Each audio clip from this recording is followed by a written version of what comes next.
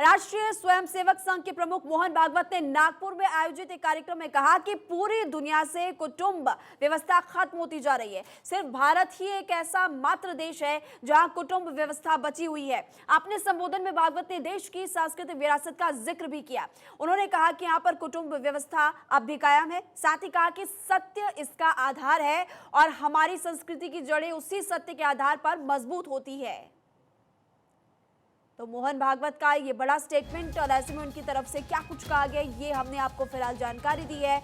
और उन्होंने ये कहा है कि भारत आज भी अपनी संस्कृतियों को, अपनी परंपराओं को पिरोए हुए है। ये बड़ा बयान दरअसल उनकी तरफ से नागपुर में दिया गया है। कार्यक्रम में उन्होंने संबोधन के दौरान कहा कि दुनिया से कुटुंब व्यवस्था खत्म होती जा रही है। सिर्फ भारत एकमात्र ऐसा देश है जहां पर कुटुंब व्यवस्था फिलहाल बची हुई है। अपने संबोधन में भागवत ने ये भी फिलहाल आगे बात करते हुए कहा कि सांस्कृतिक विरासत का जिक्र, आज यहाँ पर कुटुंब व्यवस्था कायम देश में अब भी है, जबकि पूरी दुनिया से खत्म होती जा रही है। ये मोहन भागवत का बड़ा स्टेटमेंट। आए दिन आपने देखा है कि मोहन भागवत जब भी कुछ बयान देते हैं तो वो बड़ा स्टेटमेंट बन जाता है और उसके बाद फिर सियासी दौर शुरू हो जाता है। प्रतिक्रियाएं अलग अलग जगहों से, अलग अलग नेताओं की आनी शुरू हो जाती है।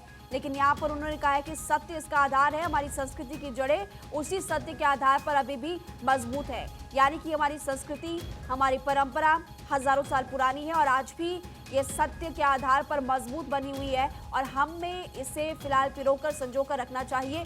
मोहन भागवत की तरफ से बड़ी टिप्पणी, बड़ा स्टेटमेंट फिलहाल किया गया।